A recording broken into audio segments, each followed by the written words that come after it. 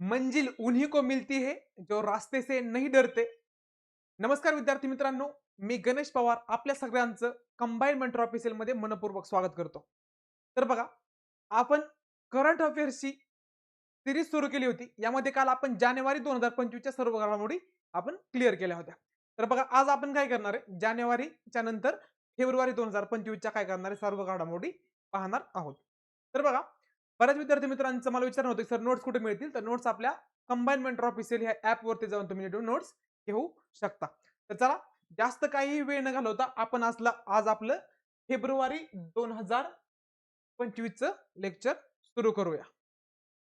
तर बघा, फेब्रुवारी 2025 ची आपली मी फक्त काय करतोय, ज्या ज्या इम्पॉर्टंट घडामोडी त्याच तुम्हाला सांगतो, कारण आपल्याला संपूर्ण महिना संपवायचा आणि आपल्याकडे टाइमचं पण लिमिट आहे. खूप कमी काळात झाला पाहिजे. मी जर ते 2-2, अडीच-अडीच तासाचं लेक्चर टाकायला लागले, तर तुम्ही एक्झामच्या काळात बघू शकत नाही. आपलं ठरलंय की साधारण 1 तासाच्या आसपास काय राहिलं पाहिजे, लेक्चर राहिलं पाहिजे.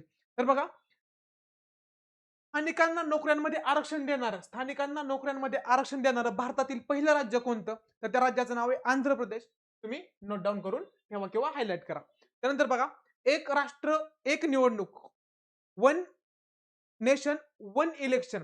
तर वन नेशन वन इलेक्शनचं काय होतं, तर राज्य विधानसभा आणि लोकसभेच्या निवडणुका एकाच वेळी घेता येतील का, किंवा त्यांच्या कार्यकाळात काय सुसंगतता आणता येईल का, यासाठी काय केलं होतं, एक समिती स्थापन केली होती. आणि त्या समितीचे अध्यक्ष कोण होते, तर त्या समितीचे अध्यक्ष होते आपले माजी राष्ट्रपती रामनाथ कोविंद. मग त्याच्यानुसार काय केलं होतं, 17 डिसेंबर 2024 मध्ये लोकसभेमध्ये अर्जुन राम मेघवाल यांनी 129वी घटना दुरुस्ती विधेयक मांडलं होतं. आणि ते कशासाठी मांडलं होतं, वन नेशन वन इलेक्शन म्हणजे काय, राष्ट्रात राज्याची आणि केंद्राची निवडणूक एकाच वेळी होईल यासाठी हे बिल मांडलं होतं. त्यानंतर आता बघा, रिसेंटली जर बघितलं तर 130वं घटना दुरुस्ती विधेयक मांडलं होतं. आणि 130वं घटना दुरुस्ती विधेयक मांडलं होतं आपले गृहमंत्री अमित शहा यांनी.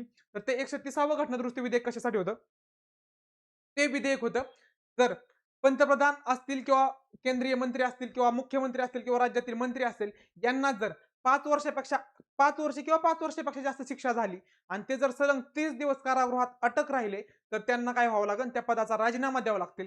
किंवा जर त्यांनी स्वतःहून त्या पदाचा राजीनामा नाही केला, तर पंतप्रधानांच्या सूचनेनुसार राष्ट्रपती त्यांना काय करतील, पदावरून पायउतार करतील. ह्यासाठी कुठलं होतं, 130वं घटना दुरुस्ती विधेयक. त्यानंतर बघा, पुढची घडामोड बघू आपण.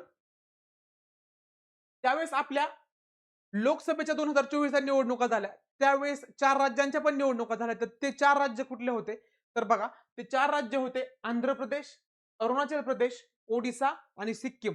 ह्या 4 राज्यांच्या निवडणुका आपल्या लोकसभेच्या निवडणुकीबरोबरच काय झाल्या होत्या, पार पडल्या होत्या. पुढे जाऊया आपण. तर माजी सरन्यायाधीश माजी सरन्यायाधीश नाही, नुसते माजी न्यायाधीश. तर माजी न्यायाधीश कोण आहेत, माजी न्यायाधीश व्ही रामसुब्रमण्यम.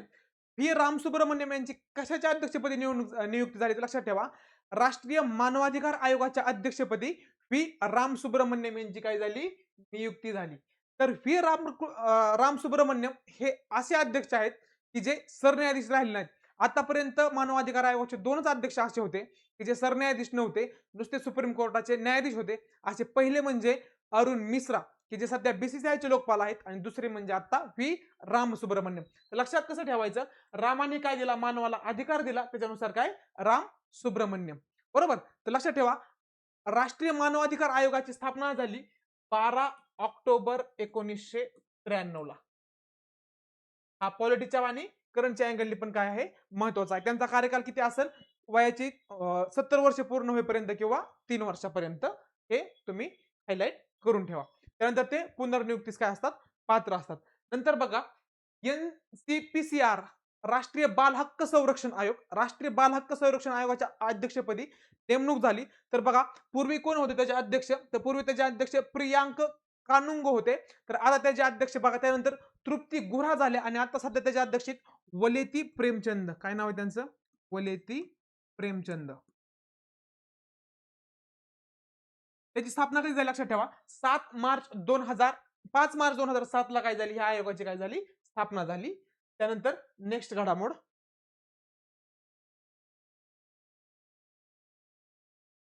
बघा, बेळगावला काँग्रेसचं अधिवेशन भरलं होतं 1924 ला, आणि त्यालाच आता 2024 मध्ये काय झाले, 100 वर्ष पूर्ण झालेत. ते जास्त इम्पॉर्टंट आहे, कारण त्याचे अध्यक्ष कोण होते? महात्मा गांधी त्याचे काय होते? अध्यक्ष होते. हिस्ट्रीच्या दृष्टिकोनातून पण महत्वाचं आणि करंटच्या दृष्टिकोनातून पण महत्वाचं.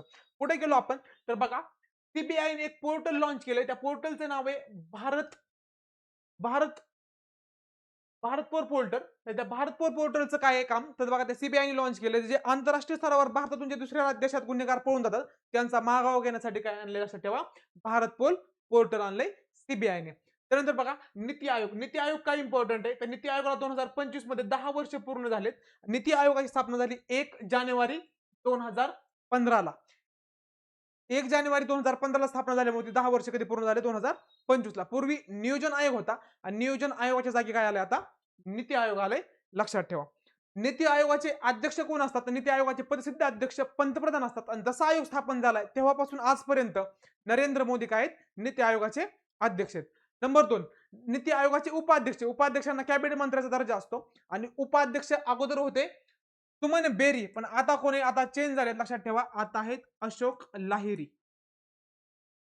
त्याच्यानंतर त्याचे सीओ इम्पॉर्टंट आहेत आणि सीओ कोण आहेत? तर अगोदर सीओ होते BVR रामसुब्रमण्यम. आता ह्यांच्या जागी निधी छिब्बर यांची नियुक्ती झाली आणि हे एक्झाम दृष्ट्या खूप खूप इम्पॉर्टंट. एक तर लाहिरींवरती प्रश्न विचारला जाऊ शकतो किंवा निधी छिब्बर यांच्यावरती प्रश्न विचारले जाण्याची काय आहे? शक्यता आहे. त्यानंतर ह्याचं मुख्यालय कुठे? तर नवी दिल्लीमध्ये काय आहे याचं मुख्यालय आहे. त्यानंतर बघा समान नागरी संहिता लागू करणारं भारतातील पहिलं राज्य कोणतं? तर बघा समान नागरी कायदा लागू करणारं भारतातलं पहिलं राज्य आहे गोवा. परंतु जर विचारलं स्वातंत्र्यानंतर कुठलं किंवा स्वातंत्र्यापूर्वी असेल तर गोवा, स्वातंत्र्यानंतर असेल तर कुठलं? उत्तराखंड. आणि आता काल परवाच आसामने काय केले? समान नागरी संहितेसाठी काय केलंय? विधेयक त्यांच्या विधानसभेमध्ये मांडले. हे इथं इम्पॉर्टंट. त्यानंतर बघा पुढे जाऊया आपण. भुवनेश कुमार. भुवनेश कुमार कोण आहेत? तर बघा भुवनेश कुमार हे आहेत UIDAI चे काय आहेत? सीओ आहेत. जे आधारच्या संदर्भात आहे त्याचे काय आहेत? ते सीओ आहेत. भारत सरकारच्या इलेक्ट्रॉनिक्स आणि माहिती तंत्रज्ञान मंत्रालयाअंतर्गत काय करतं? UIDAI काय करतं? काम करतं. 12 जुलै 2016 ला काय झाली त्याची स्थापना झालेली आहे. त्यानंतर बघा आपण प्रजासत्ताक दिनाला विविध देशांचे पाहुणे बोलवत असतो एक प्रमुख पाहुणे. तर बघा 2025 चा जो प्रजासत्ताक दिन झाला 2025 चा तर त्या 2025 च्या प्रजासत्ताक दिनाला प्रमुख पाहुणे होते इंडोनेशियाचे राष्ट्राध्यक्ष प्रबोवो सुबियांतो. आणि आता 2026 ला जो प्रजासत्ताक दिन झाला त्या 26 च्या प्रजासत्ताक दिनासाठी वर्सुला ऑन्डर लेन ज्या की युरोपियन आयोगाच्या अध्यक्ष आहेत त्या आणि त्यांच्या बरोबरच जे एक कोस्टा म्हणून होते लक्षात ठेवा. ते कोस्टा दोन कोस्टा आणि ते ऑन्डरलेन दोघं काय होते? हे आपल्या 2026 च्या प्रजासत्ताक दिनाचे काय होते? अध्यक्ष होते. हे लक्षात ठेवा. अँटोनियो कोस्टा असं त्यांचं नाव आहे. Antonio Costa. त्यानंतर बघा 28व्या राष्ट्रकुल संसदीय परिषदेचे आयोजन कुठं झालं होतं? 2026 मध्ये भारतामध्ये झालं होतं. हे इम्पॉर्टंट घडामोड. पुढे बघा भारतीय ऍथलेटिक्स महासंघाचे अध्यक्ष भारतीय ऍथलेटिक महासंघाचे अध्यक्ष मी कालच सांगितलं होतं ते कोण आहेत? बहादूर सिंग संगू. आज जर इथं आलं भारतीय ऍथलेटिक्स महासंघाच्या ऍथलेटिक्स कमिशनचे अध्यक्ष तर ते कोण आहेत? ते पुढे सांगणार आहे तुम्हाला. ते कोण आहेत? अँजो बेबी जॉर्ज. तर लक्षात ठेवा बीसीसीआयचे सचिव कोण आहेत? देवजीत सैकिया. काय नाव आहे त्यांचं? देवजीत सैकिया. आणि लोकपाल आहेत अरुण मिश्रा की जे आधी काय होते? मानवाधिकार आयोगाचे अध्यक्ष होते. त्यांच्या जागेवर आता कोण आले? राम सुब्रमण्यम. तर बीसीसीआयचे अध्यक्ष विचारलं बीसीसीआयचे अध्यक्ष सध्या आहेत मिथुन मनास. मिथुन मनास बीसीसीआयचे काय आहेत? अध्यक्ष आहेत. आणि आयसीआयसीचे आपण काल बघितलं कोण? जय शहा की जे सगळ्यात काय आहेत? तरुण आहेत. त्यानंतर पुढे बघा 21 डिसेंबर 2024 हा पहिला जागतिक ध्यान दिन. ते कालच सांगितलं होतं जागतिक ध्यान दिन. 21 जून हा काय आहे? आंतरराष्ट्रीय योग दिन आणि त्याच्यानंतर 6 महिन्यांनी कुठला?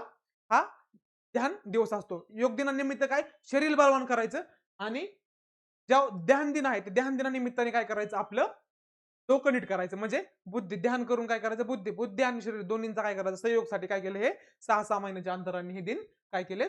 आपण साजरे करायला सुरू केलेत. त्यानंतर 12 जानेवारी ह्या पहिला जो जागतिक ध्यान दिन होता तो पहिला होता त्याच्यामुळे त्याची संकल्पना विचारण्याची शक्यता नाकारता येत नाही. त्याची थीम लक्षात ठेवा meditation for global peace and harmony. त्याचं काय संकल्पना आहे? Meditation for global peace and harmony आणि त्याचे प्रमुख पाहुणे होते श्री श्री रविशंकर. ओके. त्यानंतर बघा 12 जानेवारी काय राष्ट्रीय युवा दिन, जे आपले स्वामी विवेकानंद आहेत त्यांच्या जयंती निमित्तानं काय केला जातो, तो साजरा केला जातो. आणि त्याची थीम होती youth empowerment for nation building. त्यानंतर आपण पुढे जाऊया. तर बघा पुढे, तर एक प्रसिद्ध व्यक्तिमत्व होतं doctor R Chidambaram. Doctor R Chidambaram यांचं काय झालंय, निधन झाले. आणि ते कोण होते तर लक्षात राहू द्या, ते होते आपल्या भारतीय अणु कार्यक्रमाचे काय होते, शिल्पकार होते, जे 1975 ला पोखरण 1 झाली आणि 98 ला पोखरण 2 झाली. त्यामध्ये त्यांची काय होती, महत्वाची भूमिका होती. आणि त्यांचं काय झालंय, निधन झाले. त्यानंतर त्यांनी भारत सरकारचे प्रमुख वैज्ञानिक सल्लागार म्हणून पण काम केलंय. त्याचबरोबर आंतरराष्ट्रीय अणु ऊर्जा एजन्सीच्या बोर्ड ऑफ गव्हर्नरचे काय होते, ते 94-95 मध्ये अध्यक्ष होते.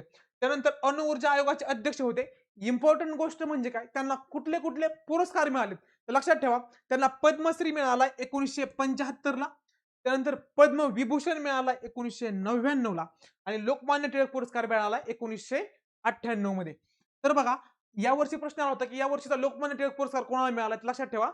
या वर्षीचा कोणाला भेटलाय, नितीनजी गडकरी यांना भेटलेला आहे. त्यानंतर बघा, 23 डिसेंबर, 23 डिसेंबर हा काय केला जातो, लक्षात ठेवा.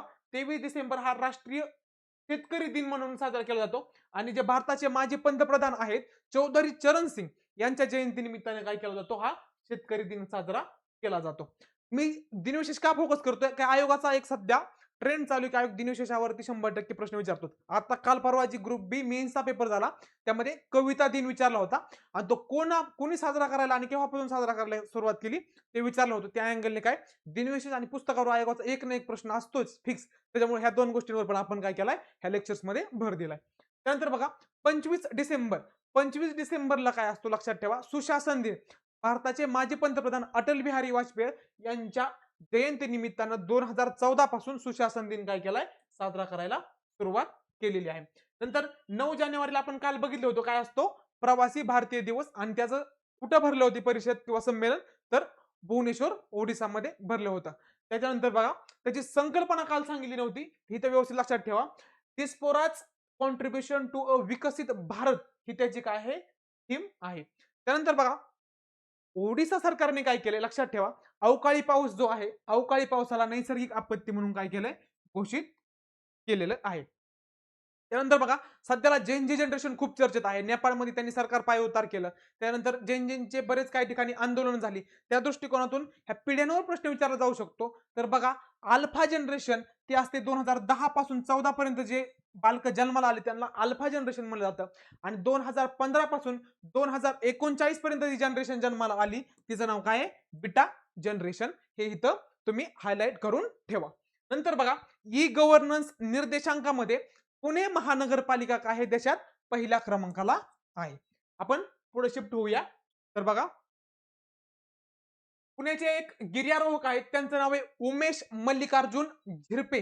तर उमेश झिरपेंना काय मिळाले तर लक्षात ठेवा, जमिनीवरील, पाण्यातील आणि हवेतील साहसासाठी एक पुरस्कार दिला जातो, तेनझिंग नॉर्वे पुरस्कार. आणि त्या पुरस्काराचे विजेते आहेत पुण्यातील प्रसिद्ध गिर्यारोहक, त्यांचं नाव काय आहे, उमेश झिरपे.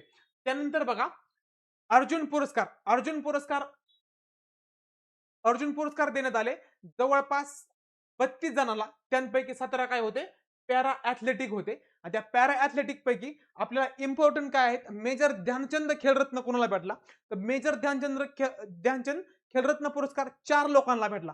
तर 4 लोक कोण आहेत, त्यानंतर एक चेस चॅम्पियनशिप विजेता डी गुकेश, हे नाव इम्पॉर्टंट लक्षात ठेवा. त्याच्यानंतर दुसरं नाव आहे हॉकीचे हरमनप्रीत सिंग, हे पण नाव व्यवस्थित लक्षात ठेवा. त्याच्यानंतर तिसरं नाव आहे पॅरा ऍथलेटिक्स आहे, ज्यांनी पॅराऑलिम्पिक मध्ये पदक आणले, ते प्रवीण कुमार, लक्षात ठेवा. आणि एकाच ऑलिम्पिक मध्ये 2 पदके मिळवणारी मनू भाकर, जी नेमबाजीमध्ये तिने काय केलं होतं, पदक मिळवलं होतं. ह्या 4 जणांना काय भेटलाय, मेजर ध्यानचंद खेलरत्न पुरस्कार मिळाला आहे. त्यानंतर मौलाना अबुल कलाम आझाद, जी माका ट्रॉफी आहे, ती माका ट्रॉफी कोणाला मिळाली, तर माका ट्रॉफी मिळाली चंदीगड विद्यापीठाला.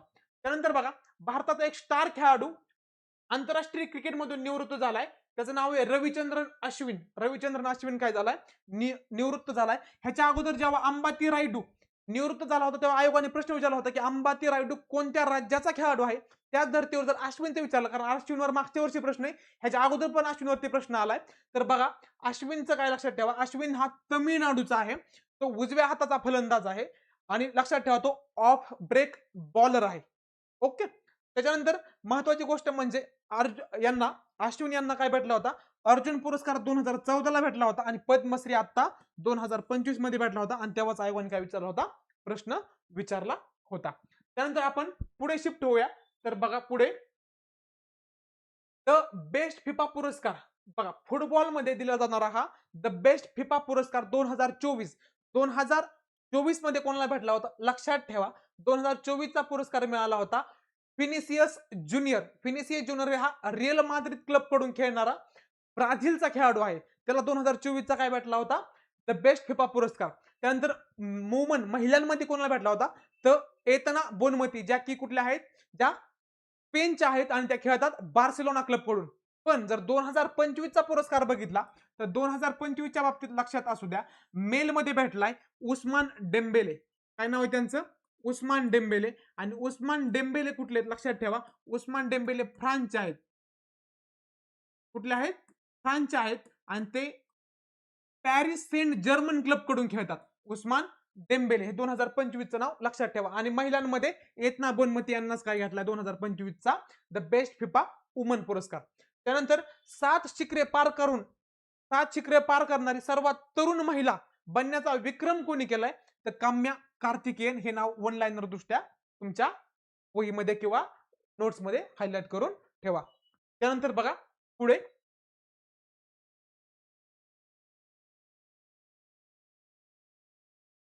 मी कालच सांगितलं होतं, सलमान खान खो खो, जो भारतात खो खो वर्ल्ड कप पार पडला त्याचे अँबॅसेडर, कारण अँबॅसेडर बनवण्यावर पण काय आयोगाचा जास्त कला आहे. आपण ते पण पाहिलं होतं, काय पुण्यात जे आता बजाज ग्रँड टूर झाले त्याचा अँबॅसेडर कोण होतं, महेंद्र सिंग धोनी होता. त्यानंतर ऑस्ट्रेलिया पर्यटनासाठी कोण होते, सारा तेंडुलकर होते. त्यानंतर आयुष्यमान खुराना काय होते, फिट इंडिया आयकॉनचे काय होते, ब्रँड अँबॅसेडर होते. ते लक्षात असू द्या. नंतर आपल्या T20 वर्ल्ड कप झाला त्याचे कोण होते, रोहित शर्मा होते. त्यानंतर पुस्तके इम्पॉर्टंट आहेत बघा. आयोगाने आता पुस्तक विचारलं होतं, तर ते पुस्तक विचारलं होतं रटन टाटा अलाइव्ह. हे पुस्तक कुणी लिहिलं, तर ते पुस्तक लिहिलं होतं थॉमस मॅथ्यूनी. आणि ह्याच्यावरतीच आता ज्या 4-5 दिवसाखाली मागच्या रविवारी जो पेपर झाला मेन्सचा, ग्रुप बी मेन्सचा, त्याच्यामध्ये हा पुस्तकावरती प्रश्न विचारला होता. हे इम्पॉर्टंट आहे. तसंच अजून पुस्तक सांगतो, Dalai Lama secret to happiness. Dalai Lama secret to happiness यावरती डॉक्टर दिनेश सहारा यांनी काय लिहिलंय, पुस्तक लिहिलंय. हे 2 पुस्तकं व्यवस्थित काय करा, तुम्ही नोट डाऊन करा किंवा हायलाइट करून ठेवा. पुढे बघूया आपण. बघा चंद्रिका टंडन. चंद्रिका टंडन काय, चंद्रिका टंडन यांना 67व्या ग्रॅमी पुरस्काराने काय करण्यात आले, सन्मानित करण्यात आलं आहे. तर त्यांचा कुठला अल्बम होता लक्षात ठेवा, त्यांचा अल्बम होता त्रिवेणी अल्बम. कुठला अल्बम होता, त्रिवेणी. त्रिवेणीसाठी त्यांना काय केलं होतं, 67वा ग्रॅमी पुरस्कार मिळाला होता. तर बघा 68वा ग्रॅमी पुरस्कार कोणाला मिळाला, बेस्ट अल्बम आपण काय म्हणतो त्याला लक्षात ठेवा, त्याला आपण म्हणतो अल्बम ऑफ द इयर. हा कोणाला भेटलाय, बॅड बनीला भेटलाय. काय, बॅड बनी नाव काय, बॅड बनी. आणि त्याच्यानंतर जर बघितला तर आपले जे दलाई लामा आहेत, दलाई लामांना पण काय मिळालाय, 68वा ग्रॅमी पुरस्कार. विचारला तर इथं प्रश्न विचारू शकतो दलाई लामांवर, तर त्यांचा जो संगीताचा अल्बम होता त्याला काय मिळालाय, हा पुरस्कार मिळालाय. मेडिटेशनच्या बाबतीत त्यांनी काय सॉन्ग तयार केले होते, त्याला हा पुरस्कार मिळालाय. नंतर आपण AFI च्या ऍथलेटिक कमिशनच्या, मी थोड्या वेळापूर्वीच तुम्हाला सांगितलं होतं, काय ऍथलेटिक कमिशन ऑफ इंडिया. तर बघा athletic federation of India, athletic federation of इंडियाचे जर अध्यक्ष विचारले तर बहादूर सिंग संघू करायचे. आणि जर athletic federation of India athletics कमिशनचे अध्यक्ष विचारलं तर अंजू बेबी जॉर्ज करायचं, लक्षात ठेवा, अंजू बेबी जॉर्ज. त्यानंतर बघा पुढे जाऊया आपण. ते 2 लक्षात ठेवा. ऍथलेटिक कमिशन शब्द आला तर अंजू बेबी जॉर्ज पाहिजे. आणि जर नुसतंच अध्यक्ष विचारलं तर ते कोण होणार, बहादूर सिंग संघू. पुढे जाऊया आपण. बघा प्रधानमंत्री राष्ट्रीय बाल पुरस्कार 2024. बघा प्रधानमंत्री राष्ट्रीय बाल पुरस्कार, तर ते राष्ट्रपतींच्या हस्ते त्याचं बाल दिनाच्या दिवशी 14 नोव्हेंबरला वितरण होतं. आणि त्यामध्ये टोटल 17 बालकांना 7 श्रेणींमध्ये पुरस्कार दिले. पण ह्यामध्ये महाराष्ट्राचे 2 बालक होते. त्याच्यामध्ये एक बाल शौर्य पुरस्कार मिळालाय करीना थापाला. आणि कला आणि संस्कृती आय एम पॉसिबल हे बुक लिहिलं होतं, त्यासाठी कोणाला भेटलाय, केया हटकर यांना काय मिळालाय, हा पुरस्कार मिळाला आहे. त्यानंतर बघा पुढे आपण आता 34वा व्यास सन्मान. 34वा व्यास सन्मान कोणाला मिळालाय? हा सन्मानावरती प्रश्न विचारण्याचे चान्सेस आहेत. हा मिळालाय सूर्यबाला. सूर्यबाला काय? हिंदी. आणि ती कुठले 2018 मधील कादंबरी कौन देसी कोवासी वेणू की डायरी याला काय मिळालाय? हा व्यास सन्मान मिळालाय. मग लक्षात कसं ठेवायचं? सूर्याचा व्यास खूप मोठा आहे. काय? सूर्याचा व्यास खूप मोठा आहे. ह्याच्यावरून तुम्हाला पुरस्कार लक्षात राहू शकतो. आणि 33वा व्यास सन्मान कोणाला मिळाला होता? पुष्पा भारती. यादे यादे और यादे या कादंबरीला काय मिळाला किंवा संस्मरणाला हा काय मिळाला होता? पुरस्कार मिळाला होता. त्यानंतर बघा आपण बघतो साहित्य अकादमी. साहित्य अकादमीचा बघा साहित्य अकादमीचा 2024चा जो पुरस्कार मिळाला होता तो मिळाला होता आपले जे विंध्यांचं गद्यरूप ही समीक्षा होती आणि हे सुधीर रसाळांचं होतं. त्याला काय मिळालं होतं 2024 मध्ये साहित्य अकादमी. तर 2025चा साहित्य अकादमी विचारला तर लक्षात ठेवा 2025चा साहित्य अकादमी मिळालाय काळ्या निळ्या रेषा राजू बाविस्कर. कोणाला मिळालाय? राजू बाविस्कर. लिहून घ्या राजू बाविस्कर. त्यांचं साहित्य काय होतं लक्षात ठेवा. त्यांचं साहित्य होतं काळ्या निळ्या रेषा. त्यानंतर बघा 2023चा रिंगाणला कृष्णात खोत, 24चा आपल्याला माहिती विंध्यांचं गंधर्व आणि 25ला राजू बाविस्कर काळ्या निळ्या रेषा.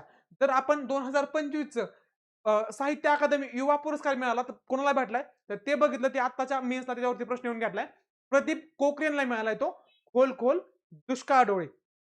आणि जर आपण बाल साहित्याचा बघितला तर बाल साहित्याचा भेटलाय सुरेश सावंत आभाळ माया. आणि 2024चा युवा कोणला होता? उसवन.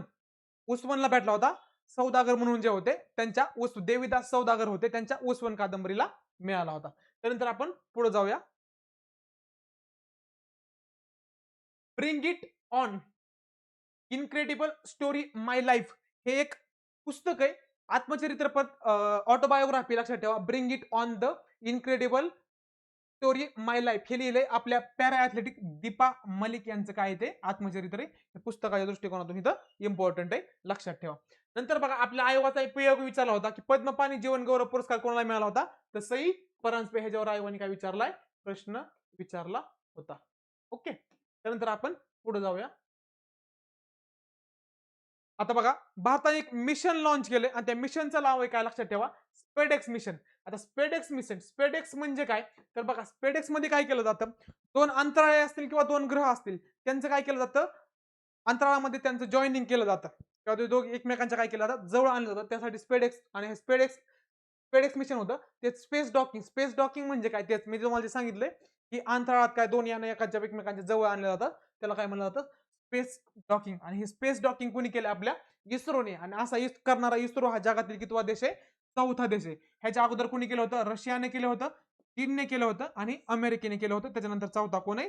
भारत आहे. इथं लक्षात ठेवा. आणि मी कालच सांगितलं 2025 हे काय सशस्त्र दलांसाठी सुधारणेचे वर्ष म्हणून घोषित केलंय. हे इम्पॉर्टंट असू द्या. त्यानंतर इस्रोचे अध्यक्ष कोण आहेत लक्षात ठेवा. इस्रोचे नवे प्रमुख आहेत त्यांचं नाव आहे डॉक्टर व्ही नारायण. काय? त्या अगोदर के कस्तुरीरंगन होते तेव्हा त्याच्यावर प्रश्न आला होता. आता त्याच्यानंतर के सिवन होते तेव्हा पण प्रश्न आला होता. आणि आता काय बघा डॉक्टर व्ही नारायण आहे तेव्हा पण प्रश्न येण्याची शक्यता नाकारता येत नाही. तर 2024 हे काय होतं? तंत्रज्ञान शोषणाचे वर्ष होतं. ते काही इम्पॉर्टंट नाही. ते 25 फक्त लक्षात ठेवा. त्यानंतर बघा पुढे जाऊया आपण. सूर्यकिरण सराव. सूर्यकिरण सराव कोणाचा लक्षात ठेवा? भारत आणि नेपाळचा. का? तर समजा नेपाळकडून सूर्याची किरण येतात म्हणून सूर्यकिरण काय? भारत आणि नेपाळमध्ये.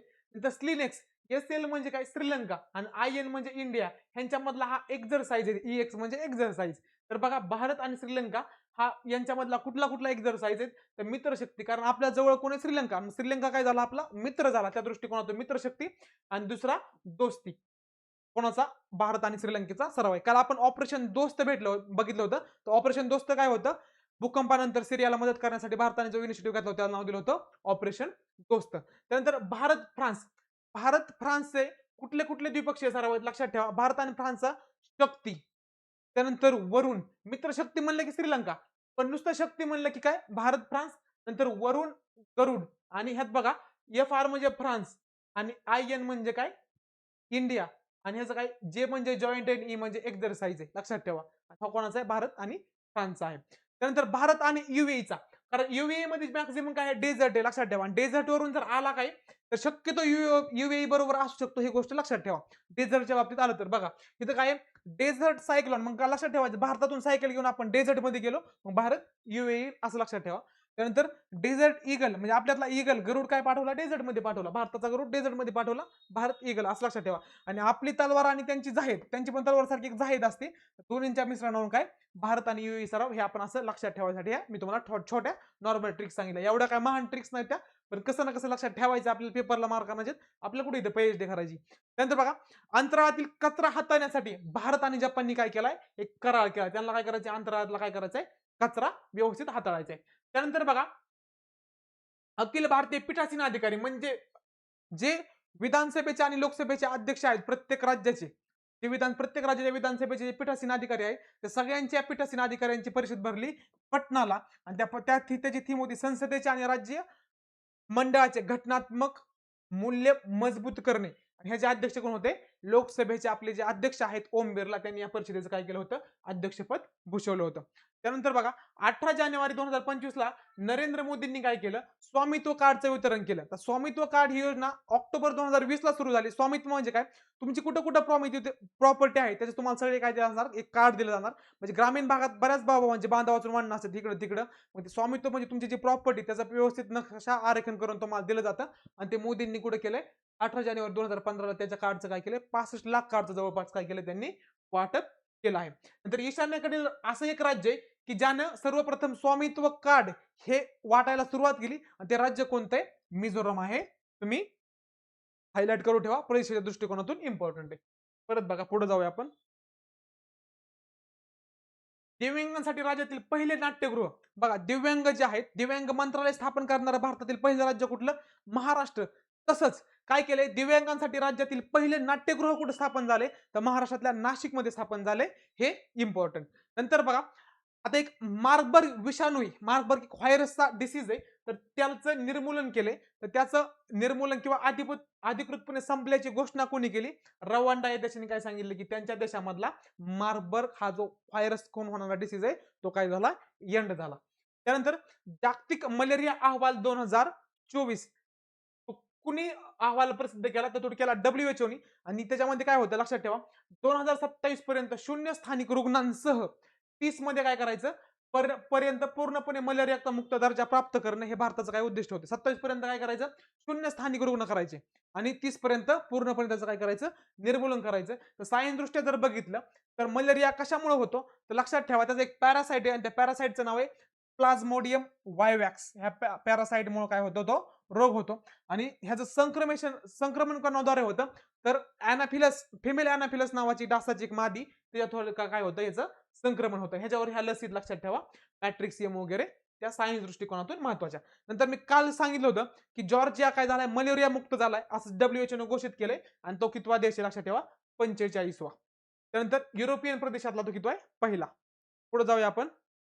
चेन्नई देशातील पहिली मधुमेह बायोबँक, डायबिटीस साठी एक बायोबँक आणली. आणि ती बायोबँक कुणी आणली लक्षात ठेवा, चेन्नईने आणली. चेन्नई मधील ICMR आणि मद्रास डायबिटीस रिसर्च फाउंडेशन तर्फे त्यांनी काय केली, ही बायोबँक सुरू केली. आता आपण पुढे बघू. नंतर गरुडा एअरस्पेसद्वारे लक्षात ठेवा आंध्र प्रदेशमध्ये ड्रोन सिटीची घोषणा केली. काय, आंध्र प्रदेशमध्ये गरुडा एअरस्पेस काय बनवणार आहे, एक ड्रोन सिटी बनवणार आहे. आणि देशातील ही पहिलीच काय असणार आहे, ड्रोन सिटी असणार आहे. आणि ही ड्रोन सिटी कुठं असणार लक्षात ठेवा, कर्नूल जिल्ह्यामध्ये ओरवाकुल नावाचं एक गाव आहे. काय नाव आहे, ओरवाकुल, लक्षात ठेवा, ओरवाकुल. हे कुठे, आंध्र प्रदेशातल्या कर्नूल जिल्ह्यामध्ये. आणि तिथं काय होणार आहे, ही ड्रोन सिटी काय केली जाणार आहे, स्थापन केली जाणार. ही देशातील पहिली ड्रोन सिटी बनेल, त्याच्यामुळे इम्पॉर्टंट परीक्षेच्या दृष्टिकोनातून. आता आपण जाऊया पुढं. तर बघा आता सगळ्यात इम्पॉर्टंट आहे, ह्या गोष्टीवरती प्रश्न आयोग विचारण्याची शक्यता नाकारता येत नाही, कारण हा आहे वन अहवाल. आणि वन अहवाल मध्ये तुम्हाला काही गोष्टी माहितच पाहिजेत, त्या गोष्टी मी इथं सांगतो. तर बघा वन अहवाल हा 18वा भारतीय वनस्थितीचा अहवाल आहे. 2023 मध्ये काय झाला, प्रकाशित झाला. 1987 पासून दर 2 वर्षांनी हा अहवाल काय केला जातो, प्रसिद्ध केला जातो. याच्यामध्ये काय असतं, टोटल वन आणि वृक्ष या दोन्हींच्या आच्छादनावर हा आधारित असतो. परत त्यातलं वन सेपरेट केलं जातं आणि वृक्ष सेपरेट केलं जातं. तर बघा 21 डिसेंबर 2024 ला प्रकाशित झाला. त्याच्यानुसार क्षेत्रफळानुसार जर बघितलं, सर्वाधिक वन आणि वृक्ष, सगळ्यात पहिल्यांदा काय, क्षेत्रफळानुसार जर बघितलं सर्वाधिक वन व वृक्ष असणारा प्रदेश कुठला आहे तर लक्षात ठेवा मध्य प्रदेश, अरुणाचल प्रदेश आणि महाराष्ट्र. ह्याची ट्रिक आहे मी सांगतो. MAM मॅम लक्षात ठेवा मॅम. तर एम म्हणजे मध्य प्रदेश नाही एम म्हणजे महाराष्ट्र उलट पालट करून ठेवतात. एक फक्त थोडंसं नॉर्मली लक्षात राहण्यासाठी ट्रिक सांगतो मॅम. तर एम म्हणजे मध्य प्रदेश. काय विचारलं क्षेत्रफळानुसार सर्वाधिक वनामध्ये पण वृक्षामध्ये पण दोन्हीमध्ये पण क्षेत्रफळानुसार कोण आहे 1 नंबरला MP, 2 नंबरला अरुणाचल प्रदेश आणि 3 नंबरला कोण आहे आपला महाराष्ट्र. त्यानंतर आपण बघितलं क्षेत्रफळानुसार सर्वाधिक फक्त वनाचं दिले आता फक्त वनाचं कोण आहे तर हे दोन देश लक्षात ठेवा. म्हणजे वनच काय आहे ते बघा तुम्ही देशाचे एकूण वन आणि वृक्ष क्षेत्र यामध्ये 25.17% टोटल क्षेत्र आहे. त्यामधलं 21.76% वनच आहे आणि राहिले उरलं 3.41% वृक्ष आहे. मग हे तर जे टॉपला असतात तेच फायनली काय असणार वनामध्ये टॉपला असणार. मग बघा मध्य प्रदेश, अरुणाचल प्रदेश वन आणि वृक्षामध्ये टॉपला आहे. मग वनांची संख्या जास्त आहे त्यामुळे हेच कुठे झाले वनांमध्ये काय गेले टॉपला गेले. पण वृक्षांच्या बाबतीत तसं नाही होत. तर वृक्षांच्या बाबतीत कोण टॉपला जातो आपला महाराष्ट्र काय जातो वृक्षांच्या बाबतीत टॉपला जातो. आता एक विचारलं होतं की महाराष्ट्रात कोणत्या प्रकारची वने सर्वाधिक आढळतात तो ह्याच्यावरतीच प्रश्न होता. तर ते खुले वने उत्तर होतं. महाराष्ट्र सर्वाधिक कुठल्या प्रकारची वने आढळतात तर ओपन फॉरेस्ट आढळतं लक्षात ठेवा.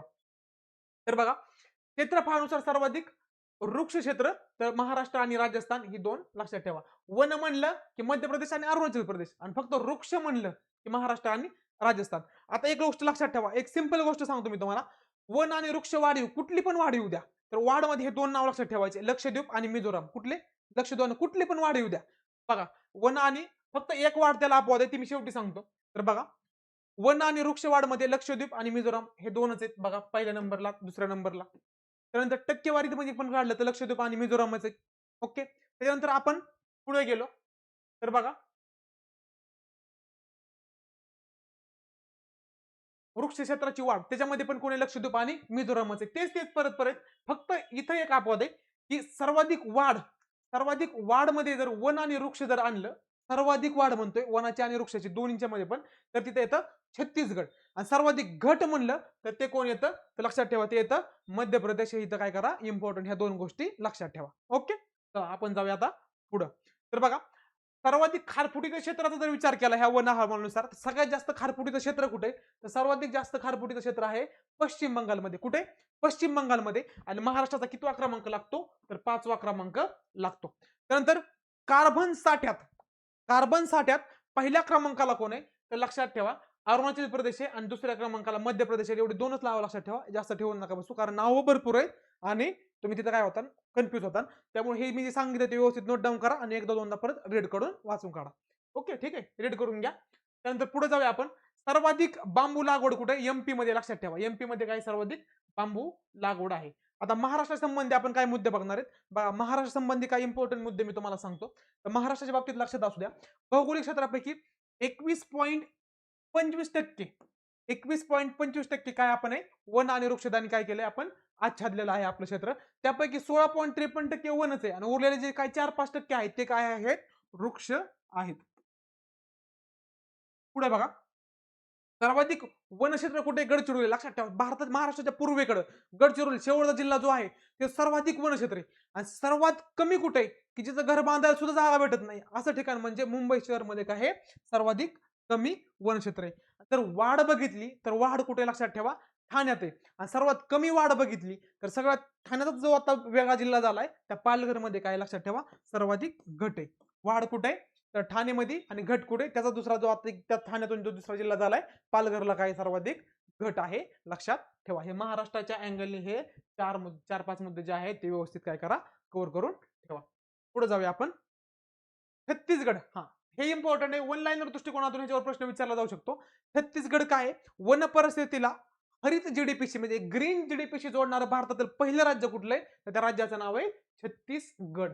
आणि उत्तराखंड काय सकल पर्यावरण उत्पादनात निर्देशांक सुरू केलाय त्यांनी. काय केलाय पर्यावरण उत्पादनात काय केलाय इंडेक्स सुरू केलाय. कोणी केलाय तो उत्तराखंडने काय केलाय सुरू केलाय. हे महत्वाचं. त्यानंतर बघा आता मी काल तुम्हाला हे जे नाव सांगितले बघा भारतातील पहिले सौर गाव वगैरे सांगितलं होतं लक्षात ठेवा. तर तेच परत मुद्दा रिपीट झालाय. काल एक गोष्ट थोडीशी जरा गडबडीत चुकून झाली होती. मी पहिलं म्हणलं होतं कशी याला तर लक्षात ठेवा महाराष्ट्रातील पहिले गाव कुठले महाराष्ट्रातील पहिलं सोलार गाव जर आलं तर मन्याची वाडी सातारा. लक्षात ठेवा पाटण तालुक्यात आहे. काय नाव त्याचं मन्याची वाडी. आणि ह्याच्यानंतर जे दुसरं होणार आहे ते कशेळी ते कुठे आहे रत्नागिरीतल्या राजापूर तालुक्यामध्ये आहे. आणि भारतातील पहिलं सौर ऊर्जेवरचं जर गाव म्हणलं तर ते गाव कुठलं लक्षात ठेवा, मोढेरा. मोढेरा लक्षात ठेवा. आणि जर सीमावर्ती म्हणलं तर काय आहे, हे गुजरातमधील मासाली आहे. ह्या इम्पॉर्टंट ट्रिक्स गोष्टीत एकमेकांमध्ये कन्फ्युज होऊ शकतात. पुढे जाऊया. Bald eagle. बाल्ड ईगल म्हणजे काय माहिती का, आपला टकल्या गरुड. तर टकल्या गरुड काय लक्षात ठेवा, टकल्या गरुड हा अमेरिकेचा अधिकृत राष्ट्रीय पक्षी म्हणून त्यांनी काय केलाय, घोषित केलाय. हे इम्पॉर्टंट.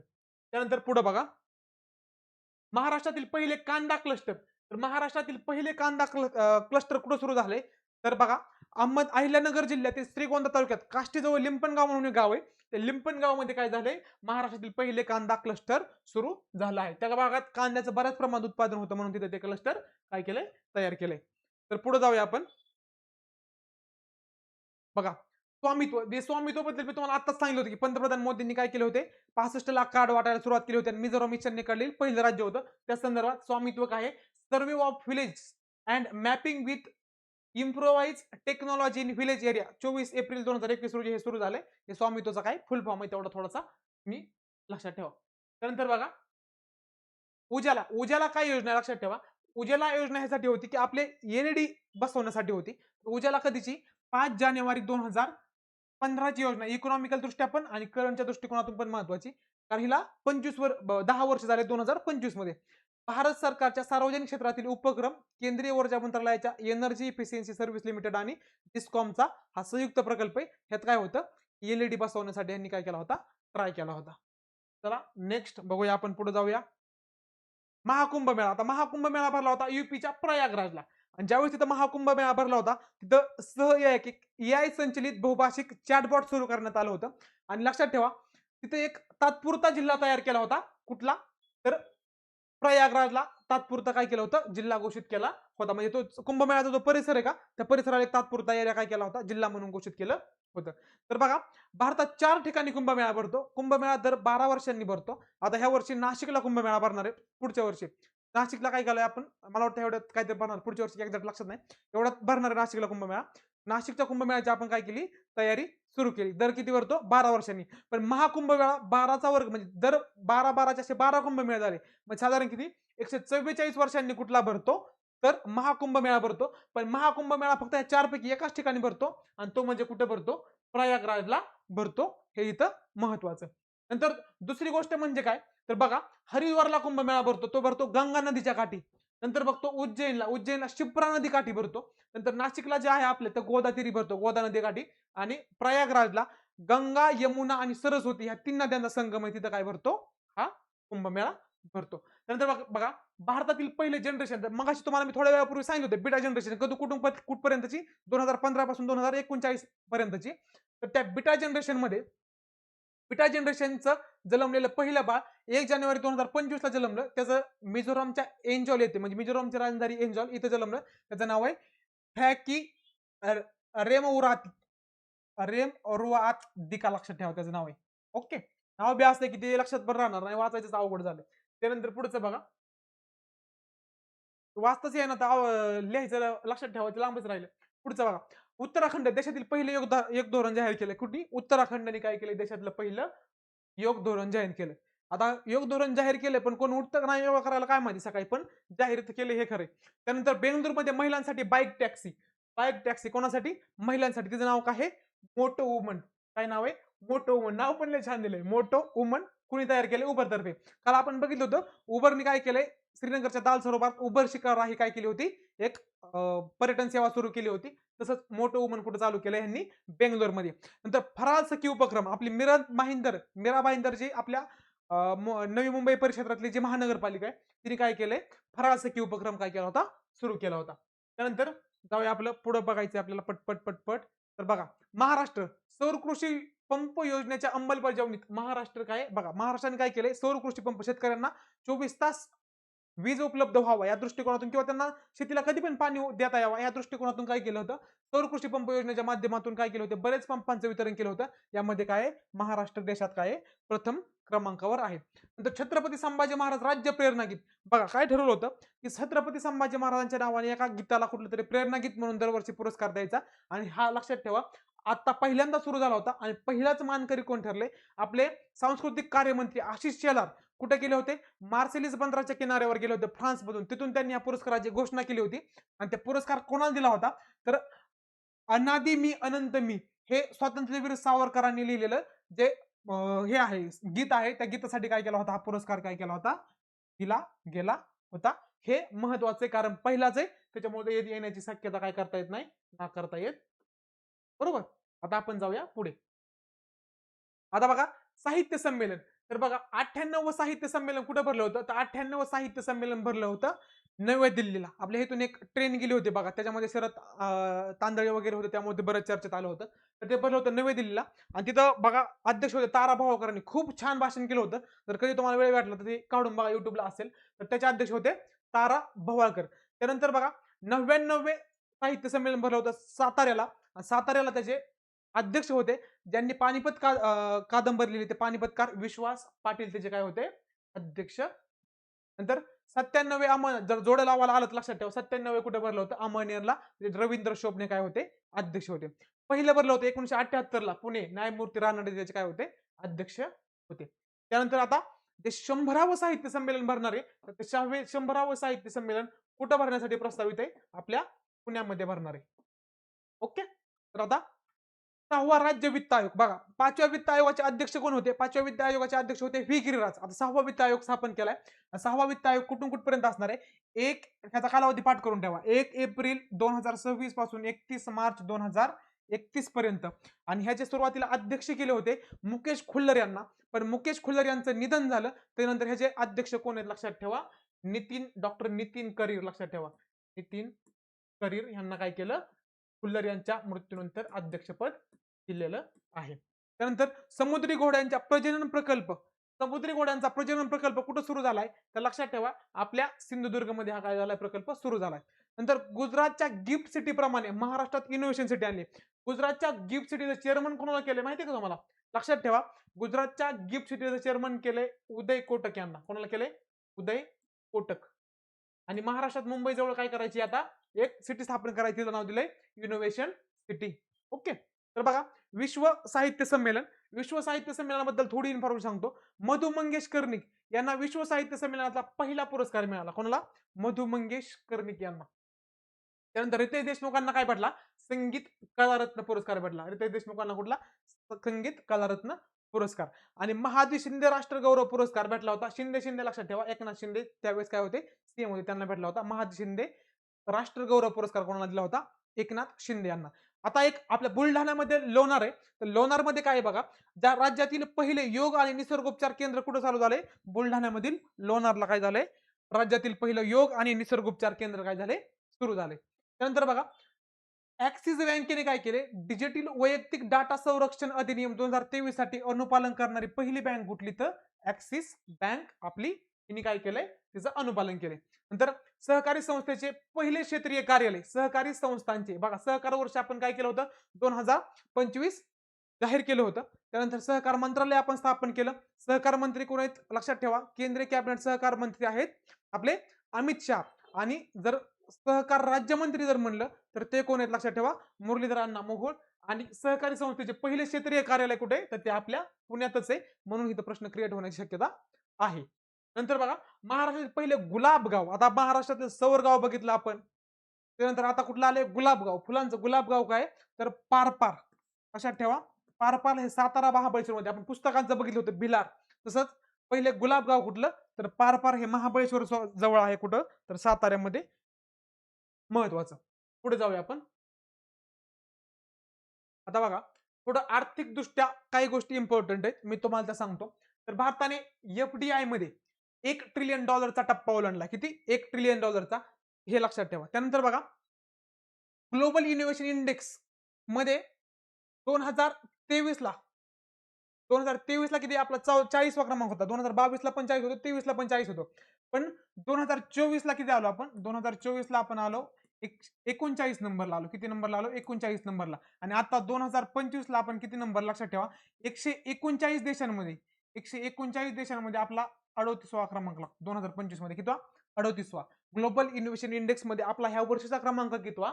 तर कितवा लक्षात ठेवा 38वा आहे.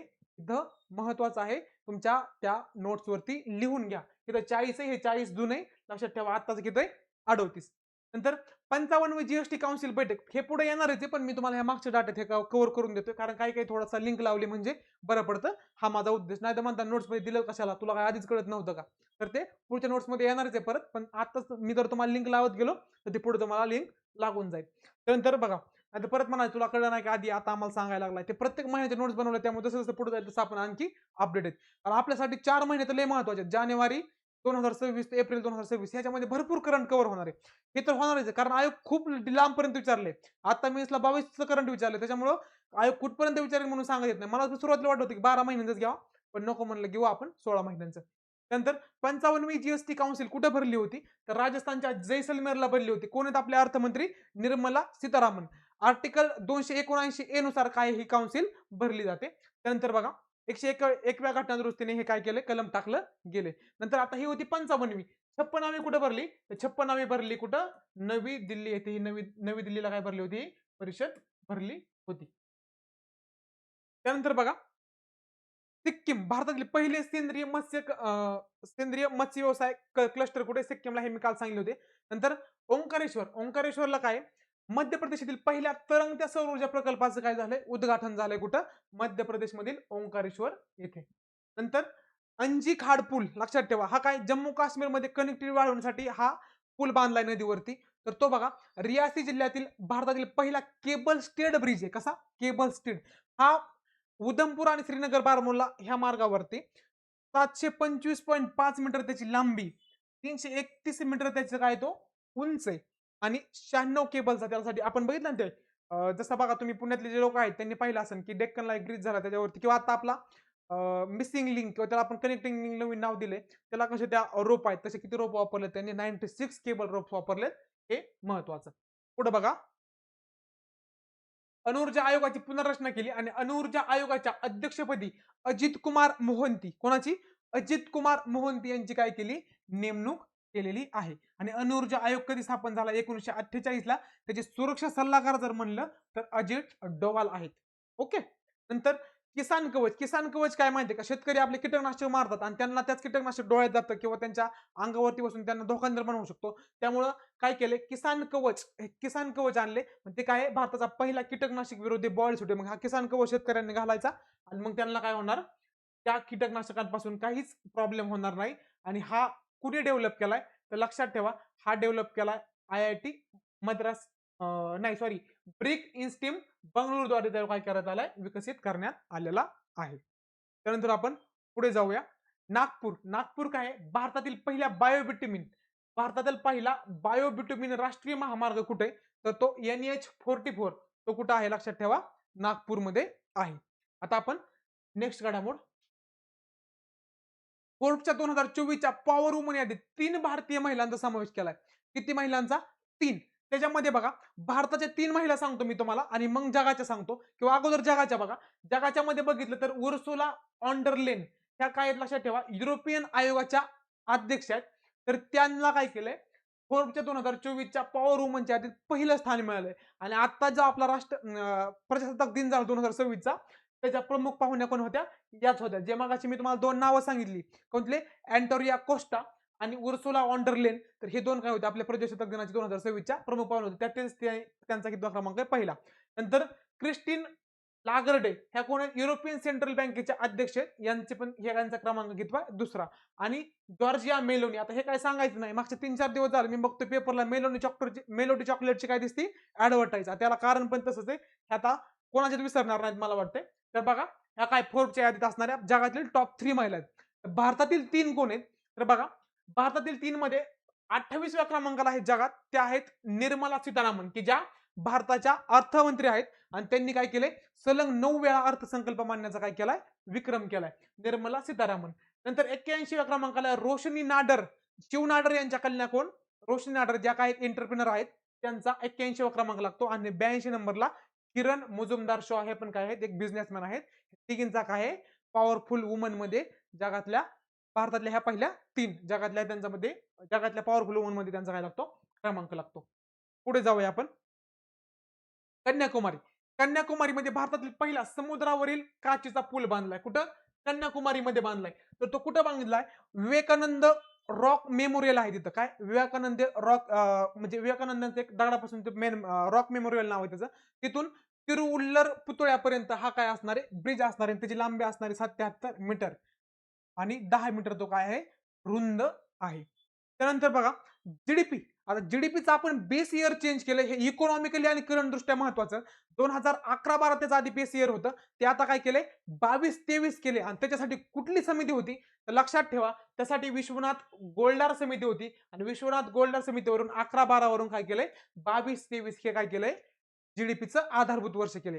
त्याचबरोबर डब्ल्यूपीआयचं आधारभूत वर्ष काय केले?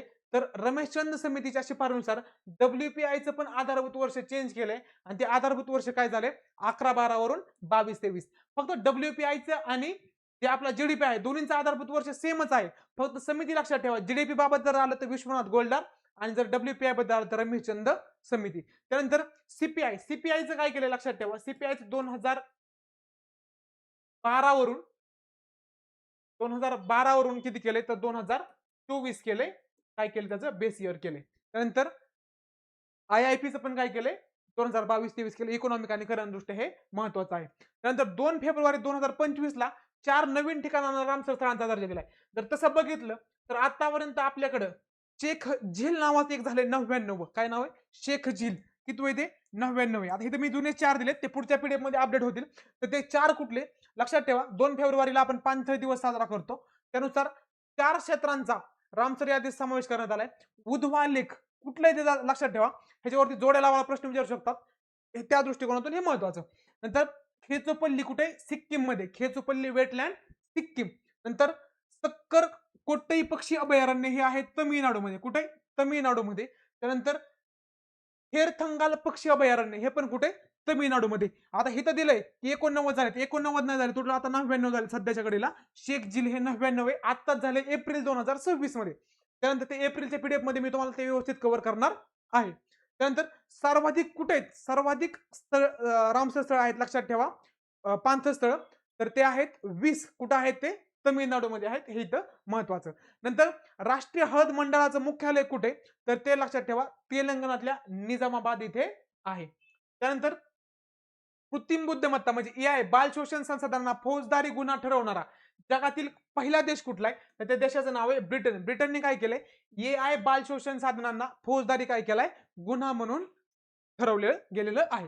नंतर 2025 चा ग्लोबल टीचर प्राइज पुरस्कार कोणाला भेटलाय? 2025 चा दिलाय इथं. किती? 2025 चा. 26 चा आता परत अपडेट झालाय. 2025 चा दिला होता मनसूर अल मसूर यांना. आणि 2026 चा 25 चा लक्षात नाही राहिला तरी चालेल पण 2026 चा लक्षात ठेवा. 2026 चा भेटलाय रुबल नागी आणि कारण का? त्या रुबल नागी भारतीय आहेत. ह्याच्या अगोदर बघा रणजित सिंह डिसलेलना भेटला होता. त्यावेळेस आयोगाने प्रश्न विचारलाय आणि आता हा भारतीय व्यक्तीला भेटलाय. त्यांचं नाव आहे रुबल नागीला 2026 चा काय भेटलाय? ग्लोबल टीचर प्राइज अवॉर्ड मिळालेला आहे. नंतर बघा अबुधाबीच्या पहिल्या राईसी त्याचं काही एवढं नाही. नंतर शुभांशु शुक्ला मी कालच सांगितलं होतं शुभांशु शुक्ला काय होते? ऑक्सियम फॉर्मेशन साठी पायलट म्हणून त्यांची काय केली होती? निवड केली होती आणि त्यांच्याबरोबरच बॅक क्रू मेंबर म्हणून कोणाची नियुक्ती केली होती? आपले जे प्रशांत बाळकृष्ण नायर आहेत त्यांची काय केली होती? नियुक्ती केली होती. त्यानंतर कोलकाता येथे जो इंग्रजांनी फोर्ट विल्यम किल्ला बांधला होता त्याचं नामांतर काय केले आता? विजयदुर्ग केले. काय केले नामांतर त्याचं? विजयदुर्ग. नंतर आता मी तुम्हाला सांगितलं होतं मध्यंतरी किंवा मी एक टेस्ट सिरीजला प्रश्न टाकला होता की कुठल्या पासपोर्ट कार्यालयाने ब्रेल लिपीमध्ये एक पुस्तिका उपलब्ध करून दिली? ती दिली होती भोपाळच्या पासपोर्ट कार्यालयाने. तसंच बघा कर्नाटक ने काय केले? ब्रेल सक्षम भारतीय संविधान सुरू केले. म्हणजे जे अंध आहेत किंवा जे दृष्टीहीन आहेत त्यांना संविधान वाचता यावं किंवा त्यांना कायद्याचं ज्ञान भेटावं म्हणजे त्यांनी त्यामध्ये काय केले? ब्रेल सक्षम संविधान सुरू. ब्रेल लिपीत त्यांनी काय केले? अंधांना वाचता यासाठी संविधान काढले. नंतर अजून त्यांना काय करण्यासाठी ऑडिओ क्लिप किंवा म्हणजे त्यांना ऐकता येईल कारण त्यांना डोळ्याने दिसत नाही मग ते वाचू शकत नाही. त्यांना ऐकण्यासाठी पण तशा व्हिडिओ किंवा ऑडिओ त्यांनी काय केल्यात? उपलब्ध करून ठेवल्यात. महाराष्ट्राने पण ह्याच्यावर काम सुरू केले. नाशिकमध्ये ह्याच्यावरती काम चालू आहे. त्यानंतर भोपाळ आणि इंदोर आयोगाच्या दृष्टिकोनातून वन लाईनर दृष्ट्या हे प्रश्न खरंच हा महत्वाचा आहे. तर बघा भोपाळ आणि इंदोर काय सार्वजनिक ठिकाणी भीक मागण्यास व देण्यास बंदी ह्या 2 क्षेत्रात घातली. भीक मागणाऱ्याने पण मागायचं नाही देणारे पण देणार नाही. हे कुठल्या लक्षात ठेवा. MP मधले 2 शहर आहेत, भोपाळ आणि इंदोर. जर झोपडपट्टी मुक्त भारतातलं पहिलं शहर आलं तर काय उत्तर करायचं? चंदीगड करायचं. त्यानंतर पुढे बघा. मी जास्त लिहून का देत नाही? जर लिहून घेतलं तर मी लिहित बसलो तर आपला खूप टाइम जाईल, आपली PDF कव्हर नाही होणार किंवा आपल्या त्या महिन्याचं करंट पूर्ण होणार नाही. त्याच्यामुळे मी जास्त लिहून देण्याकडे भर नाहीये माझा. त्यानंतर बघा, प्रोजेक्ट अभय. प्रोजेक्ट अभय काय आहे लक्षात ठेवा. जे IIT दिल्लीने बनवले. काय केलं? ट्रक चालकांच्या सुरक्षेसाठी. म्हणजे प्रोजेक्ट अभय. ट्रक चालकांना खूप गोष्टींचा त्रास सहन करावा लागतो. त्यांचा त्रास कमी व्हावा यासाठी प्रोजेक्ट अभय लॉन्च केला IIT दिल्लीने. नंतर स्वच्छ गतिशीलता धोरण 2025 पासून 30 पर्यंत ह्याची आखणी केली कुणी? कर्नाटक या राज्याने. नंतर बघा, नेक्स्ट बघू आपण. नवी दिल्लीमध्ये भारताचा पहिला उभा द्विमुखी सौर प्रकल्प आहे. भारताचा पहिला उभा द्विमुखी सौर प्रकल्प कुठं? तर लक्षात ठेवा, नवी दिल्लीमध्ये. नंतर बघा, पुढे जाऊया आपण. सक्षम. सक्षम काय आहे? इंडिया ऑइल व भारत पेट्रोलियमने इंधन संवर्धनासाठी सुरू केलेली जनजागृती मोहीम आहे. काय नाव आहे तिचं? सक्षम. इम्पॉर्टंट ठेवा. इंडियन ऑइल आणि कोणता? भारत पेट्रोलियम. त्यानंतर वेटीवर गवताचा वापर करून भूस्खलन रोखणारा. जे काय व्हायचं, हिमाचल प्रदेशमध्ये डोंगरावरून बऱ्याच प्रमाणात काय व्हायचं? भूस्खलन व्हायचं आणि त्या भूस्खलन रोखण्यासाठी तिथं काय केले? वेटीवर गवताची लागवड केली. कुठल्या प्रदेशात? हिमाचल प्रदेशामधल्या डोंगराच्या उतारावरती. कुठल्या गवताची? वेटीवर. हे इम्पॉर्टंट आहे. त्यानंतर नमस्ते योजना. नमस्ते योजना काय आहे? तर national action for mechanize sanitizer ecosystem. जे आपले गटर साफ करणारे किंवा आपले सेप्टिक टँक साफ करणारे कामगार आहेत त्यांच्यासाठी ही नमस्ते योजना आणली. मग त्यातून काय करायचे? त्यांना PPE किट पुरवायचे किंवा त्या कामगारांना इतर सुविधा उपलब्ध करून द्यायच्या. त्यांना आयुष्यमान कार्ड द्यायचे. कारण बघा, आपलं एक टार्गेट आहे की ह्या कामगारांचे मृत्यू, गटर किंवा सेप्टिक टँक साफ करणारे कामगारांचे मृत्यू ची संख्या भारतात 0 झाली पाहिजे. त्याची संख्या 0 करण्याकडे आपलं काय आहे? लक्ष आहे. त्याच्यामुळे लक्षात ठेवा की हे नमस्ते कशासाठी? की जे गटार किंवा सेप्टिक टँक साफ करणारे कामगार आहेत त्यांच्यासाठीचा ही योजना आहे. पुढे जाऊया आपण. CPGRAM मी कालच सांगितलं होतं, centralize public grievance redress and monetizing system. त्या पोर्टलवर काय केलं होतं की जे आपल्या सेवा क्षेत्राशी संबंधित ज्या काय आहेत अडचणी आहेत त्याची तक्रार आपण त्या पोर्टलवर करू शकतो होतो. आणि त्या पोर्टलवर सर्वाधिक जास्त तक्रारी कुठल्या राज्याच्या आल्यात? तर लक्षात ठेवा, ह्या पोर्टलवर सर्वाधिक तक्रारी आल्यात UP राज्यामधून. नंतर बघा, भारतीय भाषा पुस्तक योजना. भारतीय भाषा पुस्तक योजना आणली आणि यामध्ये काय होतं की भारतीय भाषांमध्ये डिजिटल पुस्तक जे भारताच्या संविधानातल्या भाषा आहेत याच्यामध्ये काय करायचे होते? आपल्याला पुस्तकं उपलब्ध करायची होती. आता हे PM धनधान्य कृषी योजना. PM धनधान्य कृषी योजनेवर आयोगाने आता प्रिलिमला प्रश्न विचारलाय, तर ती किती जिल्ह्यांमधून सुरू झाली? तर लक्षात ठेवा, ती 100 जिल्ह्यांमधून सुरू झाली. किती? 100 जिल्ह्यांमधून. कमीत कमी उत्पादन आणि आर्थिक समस्यांशी झुंज देणाऱ्या शेतकऱ्यांना मदत करणे हा काय त्याच्या मागचा उद्देश आहे. नंतर बघा, तमिळनाडू. भारताची सर्वात मोठी सौर सेल आणि मॉड्यूल उत्पादन युनिट जर कुठे तर ती कुठं आहे? तर ती आहे तमिळनाडू मध्ये. नंतर बघा, भारताचा पहिला बायोपॉलिमर प्रकल्प कोणी लाभवलाय? UP मध्ये लाभवलाय, लक्ष्मीपूर. वन लाईनर दृष्टिकोनातून वाचून घ्या ते. नंतर शक्तिकांत दास, हे इम्पॉर्टंट आहे. तर शक्तिकांत दास यांची काय झाली? तर नरेंद्र मोदी यांचे प्रधान सचिव म्हणून काय झाली? नियुक्ती झाली. नरेंद्र मोदी यांचे प्रधान सचिव कोण? शक्तिकांत दास. ते आधी काय होते? भारताचे 25वे गव्हर्नर होते. किती? 25वे. आता 26वे कोण आहेत? लक्षात ठेवा, मल्होत्रा. संजय मल्होत्रा काय आहेत? 26वे आपले भारताचे गव्हर्नर आहेत. शक्तिकांत दास काय आहेत? मोदींचे प्रधान सचिव 2. त्यानंतर बघा, ते आधी RBIचे गव्हर्नर होते. 1980च्या बॅचचे ते तमिळनाडू कॅडरचे IAS अधिकारी आहेत. पुढे जाऊया आपण. बघा, PM अजय. PM अजय काय? तर लक्षात ठेवा, प्रधानमंत्री अनुसूचित जाती. त्याचा काय फुल फॉर्म आहे? प्रधानमंत्री अनुसूचित जाती अभ्युदय योजना. यामधून काय करायचे? अनुसूचित जाती समुदायाचे दारिद्र्य कमी करणे यासाठी काय केलंय? केंद्राची ही एक योजना आहे. नंतर आपण बघा, नाविक सागर परिक्रमा. नाविक सागर परिक्रमा होती आणि त्याच्यामध्ये कुठलं जहाज वापरलं होतं? तर त्याच्यामध्ये INSV तारिणी हे काय वापरलं होतं? जहाज वापरलं होतं. आणि ह्या 2 नौदल अधिकारी होत्या. त्यामध्ये एक होते लेफ्टनंट कमांडर दिलनाके आणि लेफ्टनंट कमांडर रुपाये. आणि ह्या दोघींना काय भेटला? आताचा शौर्य पुरस्कार भेटलाय. हे मी मागच्या पण लेक्चर मध्ये सांगितलंय आणि परत मी त्याचा पुनरुच्चार करतोय. काय ह्यांना भेटलाय? शौर्य पुरस्कार. आणि जे शुभांशु शुक्ला होते त्यांना काय भेटलाय? अशोक चक्र भेटलाय. त्याच्यानंतर अजून ऑक्सिजन मिशन मध्ये जे होते प्रशांत नायर, त्या प्रशांत नायरांना काय भेटलाय? कीर्ती चक्र भेटलाय. हे 4 लोक लक्षात असू द्या. त्यानंतर भ्रष्टाचार धारणा निर्देशांक 2024. तर भ्रष्टाचार धारणा निर्देशांक 2024 मध्ये 180 देशांमध्ये इंडियाचा कितवा क्रमांक होता? 96वा होता. किती? 2024 मध्ये. आणि तोच 2025 मध्ये किती? ते पण मी पुढे अपडेट केलं, पण इथं सांगून देतो. 2025 मध्ये 91वा क्रमांक आहे. कितवा? 91वा क्रमांक आहे. बरोबर. त्याच्यानंतर बघा, स्कॉच पुरस्कार. वनपरी संस्थांचा विकास करण्यासाठी नागालँड सरकारने काय केला? हा स्कॉच पुरस्कार जिंकला आहे. नंतर टाइम मासिकाच्या वुमेन ऑफ द इयर 2025 मध्ये एकमेव महिला होती. टाइम मासिकाच्या वुमेन ऑफ द इयर मध्ये भारताची एकमेव महिला होती आणि त्यांचं नाव काय आहे? पूर्णिमा देवी बॅनर्जी. काय नाव आहे त्यांचं? पूर्णिमा देवी बॅनर्जी. हे व्यवस्थित हायलाइट करा. नंतर बघा पुढे, जगातील सर्वात मोठा हिमखंड आणि त्या हिमखंडाचं नाव काय? तर त्या हिमखंडाचं नाव आहे 823A आणि हा तुटून कुठे गेला होता? साऊथ जॉर्जिया बेटाकडे गेला होता. माउंट इटली युरोप मधला सर्वात उंच आणि सक्रिय ज्वालामुखी, तो सध्या चर्चेत होता. तो व्यवस्थित काय करा? नोट डाऊन करून ठेवा. पुढे बघा, आता काही दिनविशेष आहेत. तर बघा, 4 फेब्रुवारीला कुठला दिवस असतो? World cancer day. 4 फेब्रुवारीला काय? World cancer day. त्याची थीम होती युनायटेड बाय युनिक. 2 फेब्रुवारीला आपल्याला माहिती जागतिक पाणथळ दिवस. तर बिरसा मुंडा यांची 150वी जयंती निमित्त काय होतं? जनजाती गौरव वर्ष काय केलं होतं? साजरा केलं होतं. आणि 15 नोव्हेंबर काय असतो?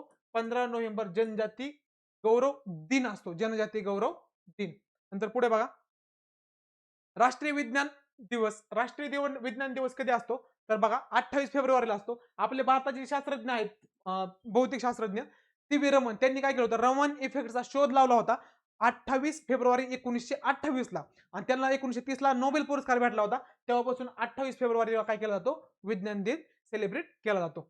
20 फेब्रुवारी जागतिक सामाजिक न्याय दिन. हे इथं महत्वाचं. 20 फेब्रुवारी काय? जागतिक सामाजिक न्याय दिन आहे. त्यानंतर बघा पुढे जाऊया आपण. 13 फेब्रुवारीला जागतिक रेडिओ दिन. फक्त थोडंसं ऑनलाईन दृष्टिकोनातून लक्षात ठेवा.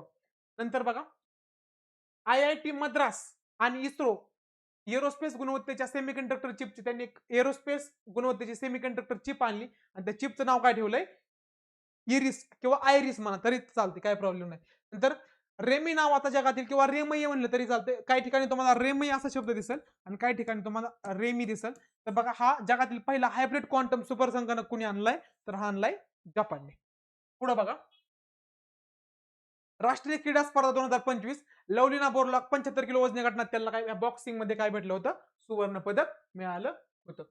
नंतर बघा, 2025 ला बिमस्टेक युवा शिखर परिषद कुठं भरली होती? तर ती आपल्या भारतातील गुजरातमधील गांधीनगरला बिमस्टेक युवा शिखर परिषद भरली होती. त्यानंतर 2026 ची बिमस्टेक शिखर परिषद जर कुठं म्हणलं तर ती लक्षात ठेवा, कुठं होती? ती होती थायलंडला. कुठं होती? थायलंड. ओके, थायलंडला भरली. नंतर बघा, द्वेषपूर्ण गुन्हे रोखण्यासाठी कठोर कायदे कुणी आणलेत? लक्षात ठेवा, द्वेषपूर्ण कठोर कायदे रोखण्यासाठी ऑस्ट्रेलियाने काय केलाय? प्रयत्न केलाय. हे इथं महत्वाचं. नंतर ऑपरेशन डेव्हिल हंट काय? बांगलादेशच्या शेख हसीना आणि आवामी लीगचे जे कार्यकर्ते त्यांना जेव्हा सरकार पकडलं तेव्हा त्यांच्यावर एक त्यांना टार्गेट करण्यासाठी एक ऑपरेशन काय लावलं होतं? Operation devil Hunt. नंतर भारताच्या पंतप्रधानांनी इमॅन्युअल मॅक्रोन जे फ्रान्सचे राष्ट्राध्यक्ष ते भारतात आल्यावर त्यांना काय केलं होतं? डोकरा कलाकृती भेट दिली होती. कुठली कलाकृती? डोकरा. त्यामध्ये डोकरा कलाकृती कुठं आलं तर लक्षात. नंतर बघा, भारतातील पहिला open year art all museum कुठे? तर तो आहे नवी दिल्लीमध्ये. भारतातील पहिला open year art all museum कुठे? नवी दिल्लीमध्ये. नंतर बघा, आपण आता शेवटाकडे जातोय. Henley passport index 2025. लक्षात ठेवा, हेनली पासपोर्ट इंडेक्स 2025 मध्ये भारताचा क्रमांक होता 85वा. तर आताचा जो 2026 चा अहवाल आहे त्याच्यामध्ये भारताचा क्रमांक आहे 75वा. कितवा आहे? भारताचा क्रमांक 75वा क्रमांक आहे. त्यानंतर सगळ्यात चांगला पासपोर्ट कोणाचा किंवा पहिल्या क्रमांकाला कोण आहे? तर सिंगापूर. आणि सगळ्यात तळात कोण आहे? अफगाणिस्तान. ह्या वर्षी पण आणि मागच्या वर्षी पण टॉपला सिंगापूर, बॉटमला अफगाणिस्तान. आता 2026 ला आपला क्रमांक किती? 75वा आहे. पुढे चला, क्वाड सहकार्याची 20 वर्ष पूर्ण झालीत. फक्त क्वाड मध्ये कोणते कोणते देश आहेत ते मी तुम्हाला सांगतो. क्वाड मध्ये 4 देश लक्षात ठेवा. भारत, जपान आणि 2 एवले, एक अमेरिका आणि दुसरा कुठला? ऑस्ट्रेलिया. ओके. नंतर श्रीरामकृष्ण हे आपल्या मूळचे तामिळनाडू मधील चेन्नईचे आणि ते काय झाले? डोनाल्ड ट्रम्प जे अमेरिकेचे राष्ट्राध्यक्ष आहेत त्यांचे वरिष्ठ AI सल्लागार आहेत. नंतर बघा, ब्रिक्स मध्ये 10वा पूर्ण सदस्य म्हणून कोण आहे? तर बघा ब्रिक्स मध्ये 10वा पूर्ण सदस्य आहे, त्याचं नाव आहे इंडोनेशिया. आणि ह्या वर्षी ब्रिक्सचं अध्यक्षपद कोणाकडे? ते रोटेशनली असतं. ह्या वर्षीचं ब्रिक्सचं अध्यक्षपद आपल्या इंडियाकडे आहेत आणि ब्रिक्सचे चेअरपर्सन कोण आहेत? तर आपले पीएम नरेंद्र मोदी आहेत. नंतर बघा 18वे भारतीय प्रवासी दिवस संमेलनाबद्दल मी बोललोय तुम्हाला कालच. नंतर इराणची राजधानी तेहरानवरून कुठं? मक्रानला नेण्याबाबत चर्चा झाली. कुठं? मक्रानला. इराणची राजधानी तेहरानवरून कुठं? इराण, इराक नाही. इराकची म्हणलं तर बगदाद आहे आणि इराणची म्हणलं तर तेहरान, ती कुठं? मक्रानला न्यायची चालू आहे. त्याच्यानंतर बघा अमेरिका सोबत अर्जेंटिना देखील WHO, मी काल सांगितलं होतं, की अमेरिका जवळपास 66 प्लस देशांमधून काय पडलाय? संघटनांमधून बाहेर पडलाय. तर अमेरिकेबरोबर अर्जेंटिना पण काय झालाय? WHO मधून माघार बाहेर पडलेला आहे. हे परीक्षेच्या दृष्टिकोनातून इम्पॉर्टंट मुद्दा आहे. त्यानंतर बघा आपल्या इथं आजचं सेशन काय होतंय? समाप्त होतंय. धन्यवाद. तुम्ही खूप छान कालच्या लेक्चरला प्रतिसाद दिला. ही आपली सीरीज अशीच कंटिन्यू रोज तुम्ही फक्त 1 तास द्यायचा आहे. थोडंफार प्लस मायनस होतं. कारण एक 100% अंदाज लागत नाही कितीपर्यंत जाईल लेक्चर किंवा मी साधारण 1 तासाच्या आसपास संपवायचा प्रयत्न करतो आणि त्या दृष्टिकोनातून डाटा अरेंज पण केलेला असतो आणि संपूर्ण महिन्याचं 1 तासात बसवणं थोडंसं मुश्किल जातं. पण काहीच न राहावं ह्या दृष्टिकोनातून मी तुम्हाला अधिकची पण माहिती देत चालतोय. ह्याच्याबरोबर मी जर जास्त लिहित बसलो तर हा आपल्याला वेळ कमी पडेल, म्हणून मी जास्त लिहित बसत नाही. तुम्हाला टू द पॉइंट कसं मी डायरेक्ट तोंडी सांगतो. तुम्ही तुमच्या वहीवरती काय करत जा, नोट डाऊन करीत जा किंवा काही तुम्हाला अडचण आली तर बिनधास्त तुम्ही सीएमओला मेसेज करू शकता. तुम्हाला पीडीएफ सांगितलं मी कुठे उपलब्ध आहे. नंतर हे लेक्चर तुम्ही रोजच्या रोज बघा, म्हणजे तुम्हाला जड वाटणार नाही आणि लेक्चर आलं की लगेच बघून घ्यायचं किंवा तुम्ही लाईव्ह यायचं लगेच 10 ते 11 व्यवस्थित लेक्चर बघून घ्यायचं. तुम्हाला काही अडचण येणार नाही. तुमचं सगळं करंट विदाऊट टेन्शन पूर्णपणे काय होईल? पूर्ण होऊन जाईल. तुम्हाला 100% पेपरमध्ये मार्क येतील. विश्वास ठेवा.